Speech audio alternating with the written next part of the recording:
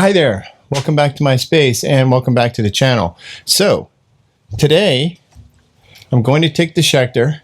We're going to take it apart and take a look at the parts and see if we can ascertain where the parts came from. If any of them are original Schecter parts, if it's a C&J or moon body, ESP neck, we're going to try to figure all that out. I don't know if I'll be able to tell for sure, but at least we'll be able to take a look and see what it says.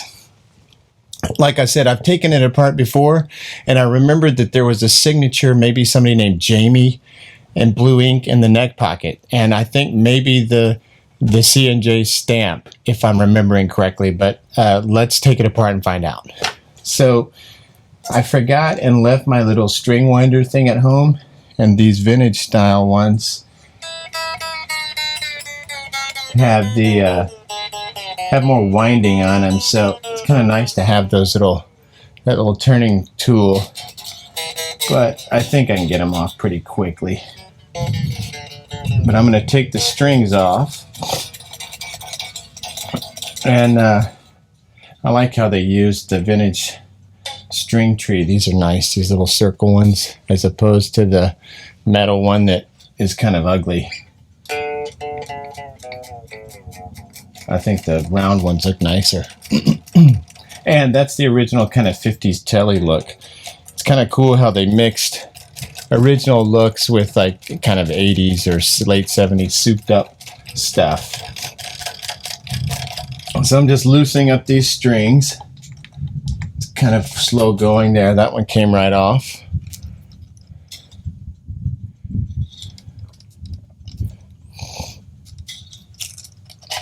And because it's string through, I'm just going to kind of straighten the string up and bring it through. And I thought about putting 11s on here, but the guy who set this up originally did such a nice job that I don't really want to mess it up because it feels so good. And I've been messing with guitars so much lately, like string height, action, neck adjustments, truss rod adjustments, and nut adjustments, that I'm just sort of tired of having to do that. And when I picked up this guitar after not having played it for a while and remembered that it was set up by a pro, I was just like, man, this is nice to not have to adjust this so much and have it, already feel so good. And if I put 11s on there, I'm going to have to fix the intonation because it's going to go out a little, probably go a little sharp. And so that'll be an adjustment. That doesn't take that long. You just, screw and you can do the individual strings. So that really wouldn't hold me back. But I'd have to probably adjust the string height a little bit. And the action on this is really nice. It's like lower than I've been using lately, but very playable and sounds really good too. The guitar is, like I said, very alive guitar, very resonant, it vibrates, which is to me one of the kind of things that gets me excited, is if the guitar feels alive, and vibrates. So I'm trying to keep these strings intact, just because it's nice to have spares around, especially these higher strings. And if you clip them off, there's no way to reuse them because they become too short, So I try to recycle and reuse as much as possible. And I know that you can also keep strings and give them back. There's like a reusing string program people do. And it just seems to always be a good idea to have that in mind, conserving things and getting the most out of them. Good lesson to learn. Okay, so one more string and we're home free. Gonna get the E string off.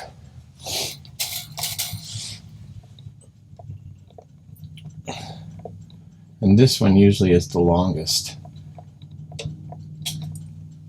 And I need to read up on the correct amount of string to put on vintage tuners. I remember it being like 1.5 posts was how we measured it before, but I haven't looked into it, so I need to look into it. Okay, I've got the strings off. And, you know, like I said, I'm going to clean up this fretboard because it is really, really dirty. And I don't like a dirty guitar. I don't like my guitars to be all gunked up. It's not good. Okay, so here we have the strings off. Now, I'm going to take the neck off. The moment of truth, where we find out what this is. So it's a bolt on. I'm going to just go back here. I'm going to loosen these up.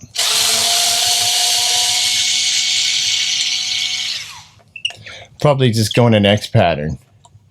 So here's screw number 1. Then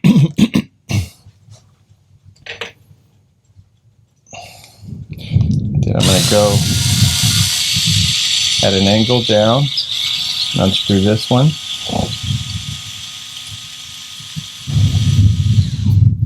These are the original screws as far as I know. Then I go back up here again.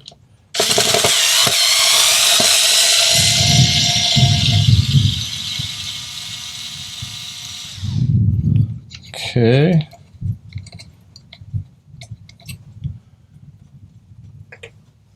Third screw, and then finally, last one.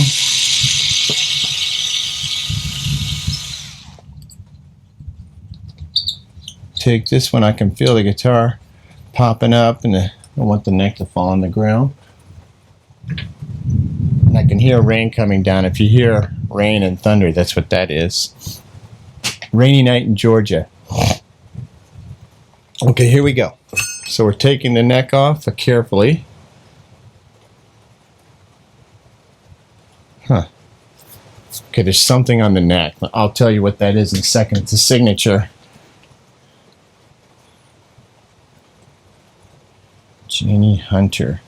Okay, it says here, it is stamped C&J, and it's my assertion that it's mahogany.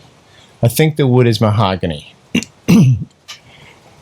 You can see there's like a reddish tint, and you can see that signature there. See that? It says Janie or Jan L.E. Janie Hunter. Janie Hunter. Janie Hunter. I don't know. I can't really read this name that clearly.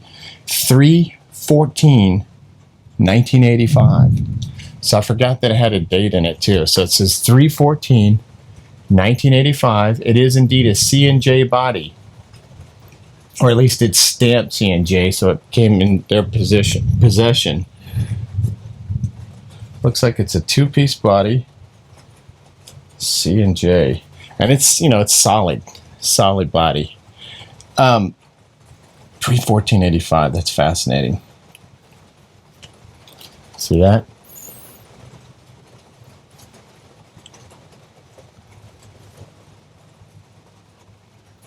Okay, I'm going to put the body down. Actually, let me get this strap off of here. That's ridiculous. Put the body down. And we'll take the rest of the body apart too, just to take a look at the parts. I'll show you the electronics cavity as well. Okay, so here on the neck, I guess this is an ink transfer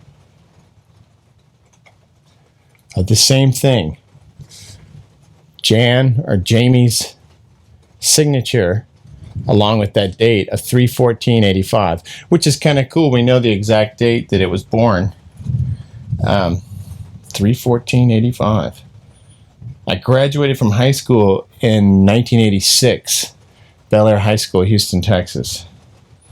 Okay, so this does not have a skunk stripe. I have no way of knowing what the deal with this neck is, but it's got the vintage screw at the bottom. We have to take the neck off to adjust it.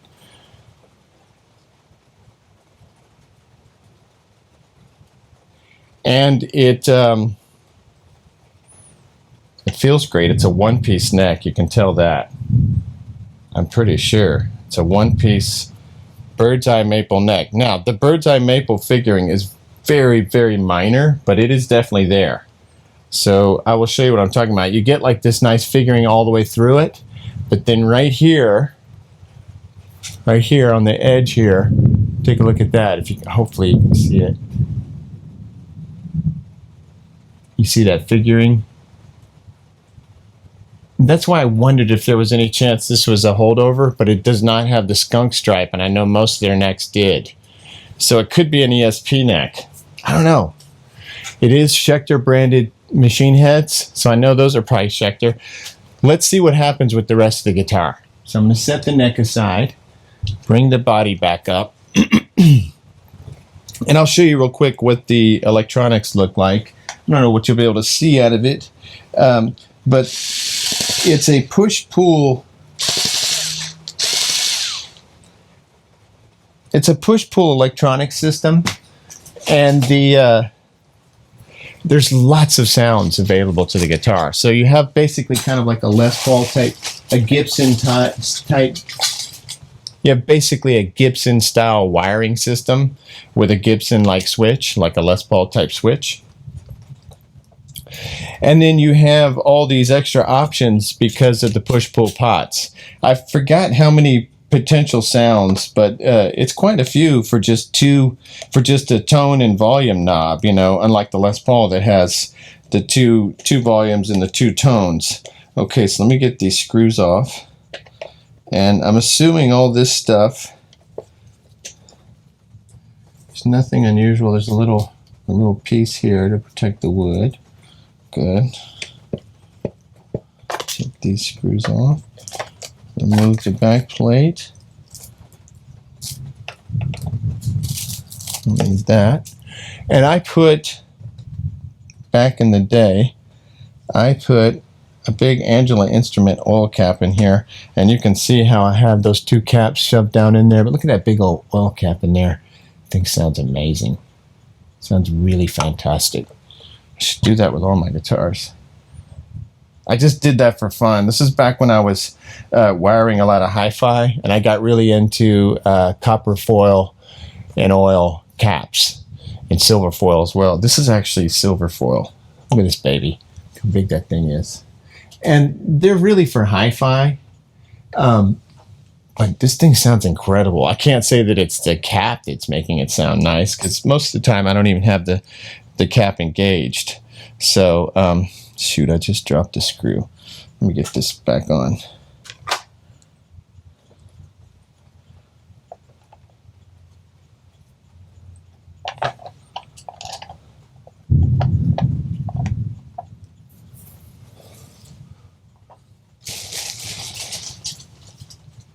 There you are. Found it. Okay, so I'm going to put this all back together again. Nothing really too exciting there. I didn't want to pull those pots out because if I remember correctly, when I was wiring it, it was giving me a lot of trouble. And it's really hard to get them back in there. And when you do push-pull wiring, there's a lot of connections. And so when I was trying to get it back down in there, it just felt like the wires were bending and this was happening, that was happening. And I was worried that it was going to screw up. And it didn't. It works great, but I don't want to pull it out and, you know, have to heat up all the solder again and check all the connections. And I'm not going to try to take it off. But I think, if I had to guess, I would say this bridge is original Schecter chrome over brass.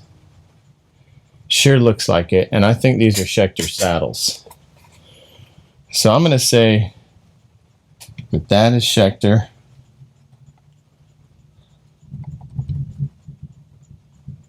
Let's see what happens if we can get this off.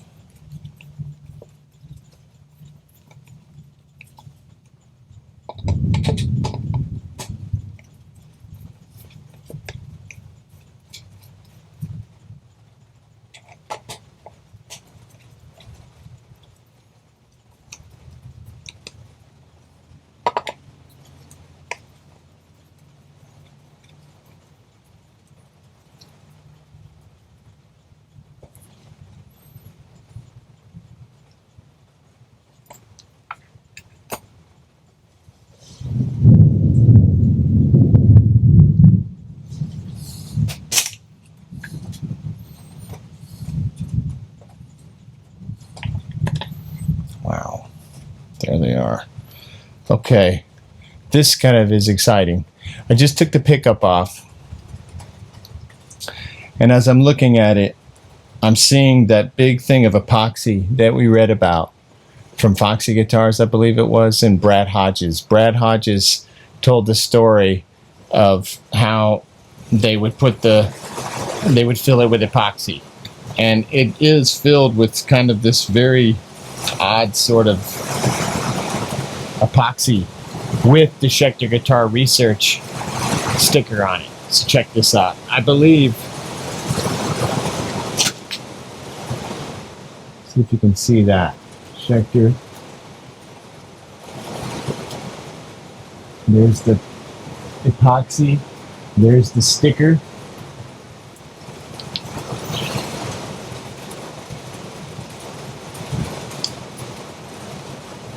Wow. It's really something. That is really something. Check it out. There's the neck pickup pocket.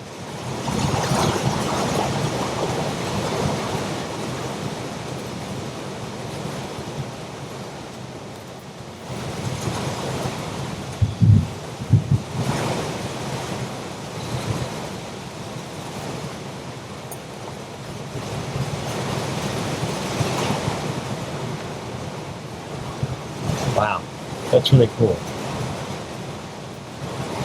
Okay, so here's what I'm going to do. I'm going to put all this away. It's really storming loudly. Clean up the guitar, and the next one. Thanks again. I think what I've determined, hopefully you can hear me over the storm. I think what I've determined is there is potential that this is a Schecter neck, even though it doesn't have the strunk stripe. Because the bird's eye figuring, which is minor, but is there.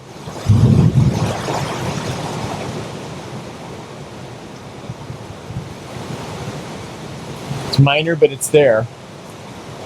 It's a one piece. And it has the Schecter nut, this amber nut. So there's potential for that. The body is stamped C&J, and I believe it's mahogany. It could be walnut.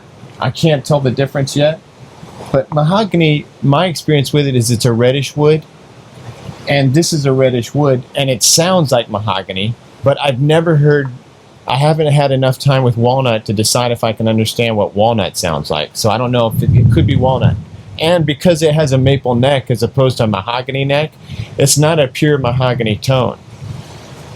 But if I had to bet, I would say mahogany. So I'm going to say a mahogany C&J two-piece body with a potential Schecter neck, Schecter Super Rock pickups, Schecter wiring, Schecter bridge, Schecter pickups, all Schecter parts outside of the body potentially, and the neck potentially. But I think the neck might have been a holdover or one of the last ones they did. We also know now that it was built in 3/14/85. That's March the 14th, 1985, by a Jan or a Jamie Hunter. It looks like it says Janle. So it could be Jan Ellie Hunter, or it could be Janie. I'm going to say it's Janie Hunter. Janie Hunter. If you're out there, you happen to see this video, I have like 30 subscribers. You know, I'm sure you're going to find this and fill me in on everything that happened that day at the factory. So, that's exciting. That's really cool. So what I'm going to do is I'm going to put all the pickup back on, get everything back in place, and we're going to clean up the neck on the next one, clean up the whole guitar, put it all back together, and put new strings on it, and then do a playing demo so you can hear what it sounds like. Thanks again for watching. I find this fascinating. So go do some research on your Schecters. Thank you.